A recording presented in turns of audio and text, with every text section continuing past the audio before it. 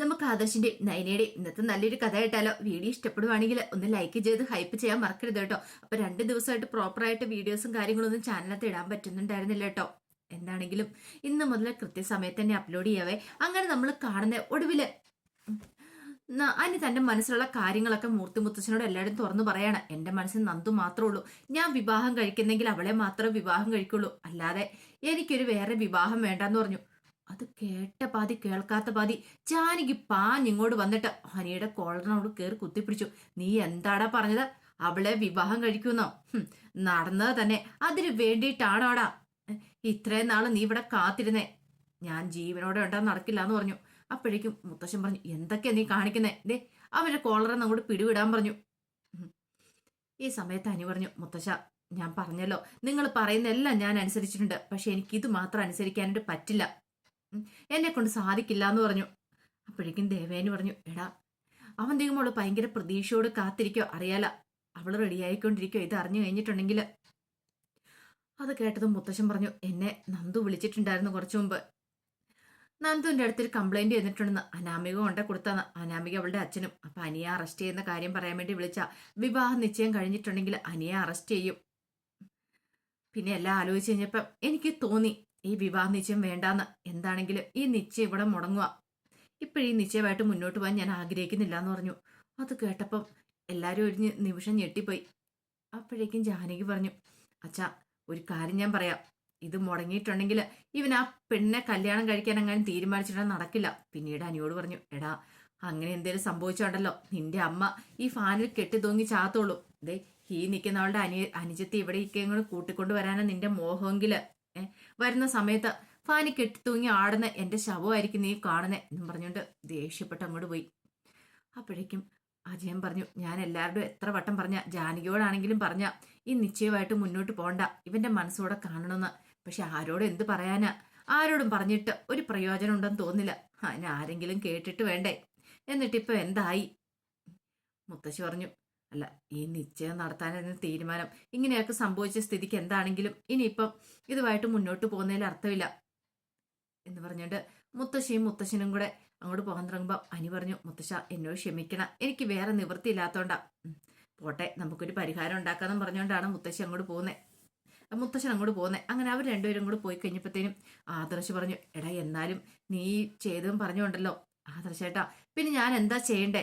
പറയാനുള്ള കാര്യങ്ങൾ എപ്പോഴാളും തുറന്നു പറയണ്ടേ? അവന്തി എനിക്ക് ഇഷ്ടമില്ലെന്ന് ഞാൻ മുമ്പേ തന്നെ പറഞ്ഞതാ. എന്നിട്ടാണ് എല്ലാവരും കൂടെ കൂടിയിട്ട് അവന്തിയുമായിട്ടുള്ള നിശ്ചയം നടത്താൻ തീരുമാനിച്ചിരിക്കുന്നത്. ഇനിയെങ്കിലും ഞാൻ എൻ്റെ മനസ്സിലുള്ള കാര്യങ്ങൾ തുറന്നു പറഞ്ഞില്ലെങ്കിൽ ശരിയാവില്ല എന്ന് എനിക്ക് തോന്നി. അത് കേട്ട് കഴിഞ്ഞപ്പോൾ ദേവേനി പറഞ്ഞു, എടാ മോനെ അപ്പുറത്ത് കനയും ഗോവിന്ദനും ഒക്കെ ഉണ്ട്, അവരൊക്കെ ഇതൊക്കെ അറിഞ്ഞു കഴിയുമ്പോഴത്തേനും.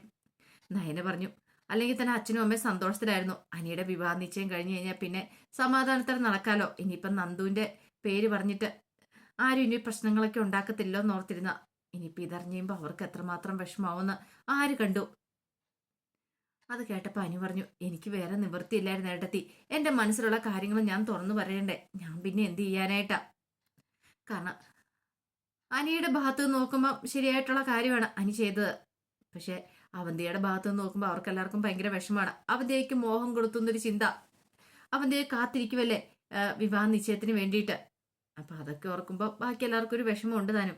എന്താണെങ്കിലും അങ്ങനെ നിശ്ചയവും കാര്യങ്ങളും മുടങ്ങുവാണ്. കുറച്ച് കഴിഞ്ഞപ്പോൾ അവന്തികയുടെ മുറിയിലേക്ക് മുത്തശ്ശനും മുത്തശ്ശിയും കൂടെ ചെല്ലുവാണ്. അപ്പോഴേക്കും ജലജ പറഞ്ഞു, ഇവിടെ വലിയ ഡിസൈനറൊക്കെ ഉണ്ട്, എല്ലാവരും ഉണ്ടെന്ന് പറഞ്ഞിട്ട് എന്താ? ഇതേ മോളെ ഒരുക്കാനായിട്ട് ആരും ഇങ്ങോട്ടേക്കൊന്നും വന്നിട്ട് പോലും ഇല്ല. മുത്തശ്ശി പറഞ്ഞു, അവരൊക്കെ ഇങ്ങോട്ടേക്ക് വരാൻ വേണ്ടി ഇരിക്കുമായിരുന്നു. പക്ഷെ അപ്പോഴാണ് അനി ചില കാര്യങ്ങളൊക്കെ പറഞ്ഞു, അതുകൊണ്ട് അവരിങ്ങോട്ടേക്ക് വരാത്തേന്ന് പറഞ്ഞു.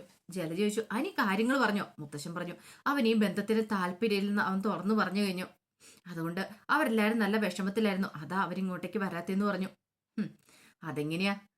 അവന്റെ മനസ്സിലാ നന്ദു എന്ന് പറയുന്നവളായിരിക്കും, അതുകൊണ്ടായിരിക്കും അവൻ ഈ ബന്ധം തന്നെ വേണ്ടെന്ന് പറഞ്ഞത്. അത് മാത്രമല്ല ജലജെ, വേണു എന്നെ വിളിച്ചിട്ടുണ്ടായിരുന്നു, അനാമികയായിട്ടുള്ള ബന്ധം പിരിയാതെ ഈ വിവാഹം നിശ്ചയം നടത്തിയിട്ടുണ്ടെങ്കിൽ അവര് ചില കാര്യങ്ങളൊക്കെ ചെയ്യൂന്നൊക്കെ പറഞ്ഞുകൊണ്ട് എന്നോടൊരു ഭീഷണി പോലെ പറഞ്ഞിട്ടുണ്ടായിരുന്നു പറഞ്ഞു. ജലജ പറഞ്ഞു, എല്ലാത്തിൻ്റെയും പിന്നില് ദേ ആ നന്ദു എന്ന് പറയുന്നവളായിരിക്കും എന്ന് പറഞ്ഞു. അവളെ വെറുതെ കുറ്റപ്പെടുത്തേണ്ട കാര്യമില്ല, പോലീസ് സ്റ്റേഷനിൽ കംപ്ലൈന്റ് ചെയ്തിട്ടുണ്ട്. നന്ദു എന്നെ വിളിച്ചിട്ടുണ്ടായിരുന്നു, വേണു അനാമയും കൂടെ ചെന്നിട്ട് കംപ്ലൈന്റ് കൊടുത്തിട്ടുണ്ടെന്നാ പറഞ്ഞത്. ഓഹോ, അപ്പൊ എല്ലാരും കൂടെ അറിഞ്ഞിട്ടുള്ള പുറപ്പാടായിരുന്നില്ലേ? അല്ല, അവരൊക്കെ എങ്ങനെ ഈ കാര്യങ്ങൾ അറിഞ്ഞേ എന്ന് ചോദിച്ചു. അതൊക്കെ ചോർത്തി കൊടുക്കാൻ ഇവിടെ ആളുണ്ടല്ലോ എന്ന് അപ്പൊ തന്നെ മുത്തശ്ശി പറയുകയും ചെയ്തു. ഈ സമയത്ത് അവന്തി പറഞ്ഞു, മുത്തശ്ശ, മിക്കവാറും എന്റെ അനിയന്റെ വിവാഹ നിശ്ചയ സമയത്ത് അവളിങ്ങോട്ട് വരുമായിരിക്കും. ആ നന്ദു നന്ദു ഒന്ന് പ്രശ്നം ഉണ്ടാക്കാനായിട്ടായിരിക്കും എന്ന് പറഞ്ഞു. മുത്തശ്ശൻ പറഞ്ഞു, ഇതൊക്കെ കൊണ്ട് ഞാനൊരു തീരുമാനം എടുത്തു. തൽക്കാലത്തേക്ക് ഈ വിവാഹ നിശ്ചയം ഇവിടെ നടത്തുന്നില്ല എന്ന് പറഞ്ഞു. നിശ്ചയം നടത്തുന്നില്ലേ? അവന്തി ഒരു നിമിഷം ഞെട്ടിപ്പോയി. മുത്തശ്ശൻ പറഞ്ഞു, അത് മാത്രമല്ല, അനി അവന്റെ മനസ്സിലുള്ള കാര്യങ്ങളൊക്കെ തുറന്നു പറഞ്ഞിട്ടുണ്ട്. ഇനി ഈ നിശ്ചയം കൊണ്ട് മുന്നോട്ട് പോയിട്ടുണ്ടെങ്കിൽ ശരിയാവുമെന്ന് എനിക്ക് തോന്നുന്നില്ല. മുത്തശ്ശി പറഞ്ഞു, അത് ശരിയാ. കല്യാണം കഴിഞ്ഞാലും മോൾക്കെന്നും കണ്ണീരും കയ്യൊക്കെ തന്നെയായിരിക്കും. വെറുതെ ഒരു കോമാളിയാവാന്ന് മാത്രമേ ഉള്ളൂ. അതുകൊണ്ട് വലിയ പ്രയോജനമൊന്നും ഉണ്ടാകുന്നില്ല. ഇപ്പൊ അനി പറയുന്നേ അവനെ എല്ലാരും കൂടെ ചേർത്ത് കോമാളിയാക്കിയെന്ന. അവന്തേ പറഞ്ഞു, അവനെയല്ല, എന്നെ എല്ലാരും കൂടെ ചേർത്ത് കോമാളിയാക്കിയത്. ഇപ്പൊ ഞാനാണ് ശരിക്കും കോമാളിയായെന്ന് പറഞ്ഞു. എന്നാലും ആ സമയം ജലജ പറഞ്ഞു, ഇത് കുറച്ച് കടന്ന കൈയായി പോയി അച്ഛാ, എന്നാലും ഇത്രയ്ക്ക് വേണ്ടിയിരുന്നില്ല എന്ന് പറഞ്ഞു. അത് കേട്ടപ്പോ അനാമയെ കരഞ്ഞുകൊണ്ട് പറയണം, ആദ്യം ഒരു വക്കീൽ എന്നെ കാണാൻ വന്നു, അയാൾക്ക് പിന്നെ എന്നെ വേണ്ടാന്ന് പറഞ്ഞു. ഇപ്പോഴാണ്ട് അനിയേട്ടനും എല്ലാരും കൂടെ കൂടിയിട്ട് എന്നെ ഇട്ട് വട്ടം കറക്കുമല്ലേ. മുത്തശ്ശൻ പറഞ്ഞു, സാരമില്ല, വിഷമിക്കേണ്ട മോളെ എന്നൊക്കെ പറഞ്ഞൊന്ന് ആശ്വസിപ്പിച്ചിട്ട് അങ്ങോട്ട് പോയി. അവന്തിയേക്കും അതുപോലെ തന്നെ ജലജയ്ക്കും ഞെട്ടലും മാറിയിട്ടുണ്ടായിരുന്നില്ല. അവരിത് പ്രതീക്ഷിച്ച കാര്യമായിരുന്നില്ലല്ലോ. കുറച്ച് കഴിഞ്ഞപ്പോ അവന്തികയും ജലജയും ജാനകിയും അബിയും നബിയൊക്കെ സംസാരിച്ചിരിക്കുകയാണ്. അപ്പോഴേക്കും അവന്തികയോട് അബി പറഞ്ഞു, എന്നാലും അവനിങ്ങനെയൊക്കെ വിളിച്ചു പറഞ്ഞല്ലോ. ആ സമയം ജാനകി പറഞ്ഞു, മോള് വിഷമിക്കൊന്നും വേണ്ട. ഞാൻ എന്റെ മരുമോളുടെ സ്ഥാനത്ത് മോളെ കാണുന്നേ. ഇനി മോൾ ആ കാര്യമൊന്നും ഓർത്ത് വിഷമിക്കണ്ട. വേറെ ഒരുത്തി വീട്ടിലേക്ക് വരാൻ പോകുന്നില്ല. ജാനകിക്ക് കിട്ടിയതൊന്നും മതിയായില്ല. അനാമിയുടെ കാര്യത്തിൽ ഇങ്ങനെ തന്നെയായിരുന്നു. ഒടുവില് തലയ്ക്ക് നട്ടപ്പുറം കിട്ടിക്കഴിഞ്ഞപ്പോഴാണ് പഠിച്ചേ. അതുപോലെ തന്നെ അവന്തിക എടുത്ത് തലയിലേക്ക് വെക്കുവാണ്. അപ്പോഴേക്കും ജലജ പറഞ്ഞു, എന്ത് പറയാൻ എന്റെ ജാനകി, എന്റെ മോള് കണ്ടില്ലേ, പാവം, നല്ല വിഷമമുണ്ടെന്ന് പറഞ്ഞ അവൾക്ക്. എല്ലാത്തിനും കാരണം നന്ദു എന്ന് പറയുന്നവളാന്ന് തോന്നേ. അവള് കാരണം ഈ പ്രശ്നങ്ങളൊക്കെ ഉണ്ടായത്. അല്ലായിരുന്നെങ്കിലോ ഇങ്ങനെ എന്തെങ്കിലുമൊക്കെ സംഭവിക്കുമായിരുന്നോ?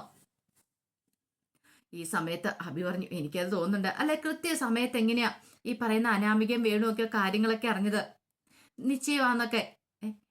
ഈ സമയത്ത് നബി പറഞ്ഞു, കാര്യം എന്തൊക്കെ പറഞ്ഞു പറഞ്ഞാലും അനിയോട് എനിക്ക് വലിയ താല്പര്യമൊന്നും ഉണ്ടായിരുന്നില്ല, ഇവളോടും ഇല്ലായിരുന്നു. പക്ഷെ ഈ നിശ്ചയം മുടങ്ങി പറഞ്ഞപ്പോ എനിക്ക് നല്ല വിഷമമുണ്ട്. നബി നന്നായിട്ട് നിന്നങ്ങോട്ട് അഭിനയിക്കുവാണ്. കാരണം മറ്റൊന്നുമല്ല, അവന്തിക അനിയും കൂടെ ഒന്നാവണായിരുന്നു. എങ്കിലല്ലേ നന്ദു എന്ന് പറയുന്നോളൂ ഈ വീട്ടിലേക്ക് വരാതിരിക്കുള്ളൂ. ജലജ പറഞ്ഞു, എടി നീ ഇങ്ങനെയൊക്കെ പറയുന്നുണ്ട്, പക്ഷേ നീ ആ കനകേടാൻ പോകുന്നതിന്റെ മോളല്ലേന്ന് ചോദിച്ചു. നബി പറഞ്ഞു, അമ്മേ, അനാവശ്യം പറഞ്ഞാണ്ടല്ലോ. എന്റെ താല്പര്യങ്ങളൊക്കെ എനിക്കെല്ലാം അറിയത്തുള്ളൂ. നന്ദു ഈ വീട്ടിലേക്ക് വരുന്നതോടെ എനിക്ക് താല്പര്യമില്ല എന്ന് പറഞ്ഞു. അപ്പോഴേക്കുമാണ് ആദർശം നയനയും കനകയും ഗോവിന്ദനെയും ഒക്കെ അങ്ങോട്ടേക്ക് വരുന്നത്. കനകയും ഗോവിന്ദനെയും കണ്ടു കഴിഞ്ഞപ്പോഴത്തേനും ഭയങ്കര ദേഷ്യത്തോട് കൂടിയിട്ട് ജലജ പറഞ്ഞു, കണ്ടില്ലേ വന്നിരിക്കുന്നേ. എടി നിന്റെ മോള് കാരണം ഇപ്പൊ വിവാഹ നിശ്ചയം മുടങ്ങിയിരിക്കുന്ന എന്റെ മോളുടെ എല്ലാത്തിനും കാരണം അവൾ ഒറ്റയൊരുത്തിയാ. അവൾ ചെയ്ത പ്രവൃത്തിയുടെ ബലവാ. അപ്പോഴേക്കും ദേവേനയും കൂടെ അങ്ങോട്ടേക്ക് വന്നു. ഈ സമയത്ത് കനക പറഞ്ഞാല്, എന്റെ മോൾ എന്ത് തെറ്റ് ചെയ്യുന്ന നിനക്കറിയത്തില്ലല്ലേ. എടി, അവളാ കൃത്യ സമയത്ത് തന്നെ അനാമികനെ വേണുവിനെ കൊണ്ട് കംപ്ലൈന്റ് ഒക്കെ കൊടുപ്പിച്ചേ. കാരണം അങ്ങനെയാണെങ്കിലല്ലേ ഈ വിവാഹം മുടങ്ങുള്ളൂ. അത് കേട്ടപ്പം നയന പറഞ്ഞു, ദേപ്പച്ചി വെറുതെ അനാവശ്യം പറയരുത്. നന്ദു മുത്തശ്ശനെ വിളിച്ച് കാര്യങ്ങളൊക്കെ പറഞ്ഞു. ഒരു പക്ഷേങ്കില് ഇല്ലെങ്കിൽ പോലും നന്ദു ഇങ്ങോട്ടേക്ക് വന്നേനം. ഈ വിവാഹ നിശ്ചയം നടന്നു കഴിഞ്ഞിട്ട് അനിയെ അറസ്റ്റ് ചെയ്തുകൊണ്ട് പോയേനം. ജാനകി പറഞ്ഞു, പിന്നെ അവൾ ഇങ്ങോട്ട് വന്ന് അറസ്റ്റ് ചെയ്യുന്ന പോലും അവളുടെ സൂക്കേട് എന്താന്ന് എനിക്കറിയാം. അത് ഈ ജന്മത്തിൽ നടക്കാൻ പോകുന്നില്ല. അവൾക്ക് വലതുകാലം വെച്ച് ഈ വീട്ടിലേക്ക് കയറണം എന്നായിരിക്കും ആഗ്രഹം. അതൊരിക്കലും ഉണ്ടാകാൻ പോകുന്നില്ല. എന്റെ കൊക്കിന് ജീവനുണ്ടാകാൻ നടക്കില്ല. അത് ഞാൻ പറഞ്ഞു കഴിഞ്ഞു. അത് കേട്ടപ്പം ദേവേനെ പറഞ്ഞു, ജാനകി നീ ഇങ്ങനെയൊന്നും സംസാരിക്കേണ്ട കാര്യമില്ല. ഏടത്തി അവിടെ മിണ്ടായിരിക്കുക. എനിക്കറിയാം എന്ത് ചെയ്യണമെന്ന്. എന്റെ മരുമോളായിട്ട് ഞാൻ ഇവളെ അംഗീകരിച്ചു കഴിഞ്ഞു. ഇനി ആ സ്ഥാനത്തേക്ക് വേറെ ആരും വരാൻ പോകുന്നില്ല. അപ്പോഴേക്കും ജലജ പറഞ്ഞു, കനയ്ക്കും കോതിനും പണ്ട് മുതല് കോടീശ്വരായ പെൺകുട്ടി ഇങ്ങോട്ട് കോടീശ്വരന്മാരുടെ വീട്ടിലേക്ക് പെൺമക്കളെ കെട്ടിച്ചയക്കണം എന്നായിരുന്നല്ലോ ആഗ്രഹം. എന്താണ് ഗോവിന്ദ, ഇപ്പൊ നിനക്ക് ഹൃദയമൊന്നും ഇല്ലേ? അത് നിലച്ചു പോകുന്നില്ലേ? അല്ലായിരുന്നെ അങ്ങനെയൊന്നും ആയിരുന്നില്ലോ പറഞ്ഞുകൊണ്ടിരുന്നേ. എന്തൊക്കെയായിരുന്നു. ഇത് കേട്ടപ്പോ നയന പറഞ്ഞു, അപ്പച്ചി വെറുതെ അനാവശ്യം പറയരുത്.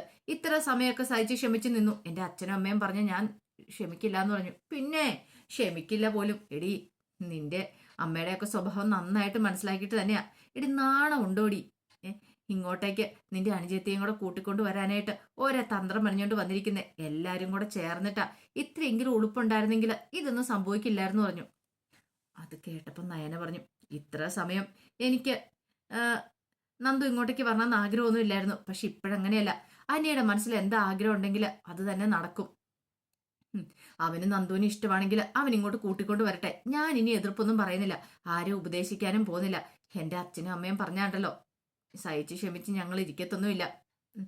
പിന്നെ ഈ കല്യാണാലോചന ആബന്ധികമായിട്ടുള്ള ബന്ധം നടക്കണം എന്ന് തന്നെയായിരുന്നു എൻ്റെ അച്ഛൻ്റെ അമ്മയുടെയൊക്കെ ആഗ്രഹം. പിന്നെ ഇതിനു മുമ്പ് മുത്തശ്ശന് നന്ദുവിന് കാര്യം പറഞ്ഞുകൊണ്ട് അവിടേക്ക് ആലോചനയായിട്ട് ചെന്നതാ. പക്ഷെ എൻ്റെ അച്ഛനും അമ്മയും സമ്മതിച്ചില്ല. ഉം. അച്ഛനും അമ്മയും സമ്മതിച്ചായിരുന്നെങ്കിൽ പണ്ടേ നന്ദു ഈ വീട്ടിലിരുന്നേനും. ഇനിയിപ്പോ അതിനെക്കുറിച്ചൊന്നും ഞാൻ പറയുന്നില്ല. പക്ഷെ ഒരു കാര്യം ഞാൻ പറഞ്ഞേക്കാം.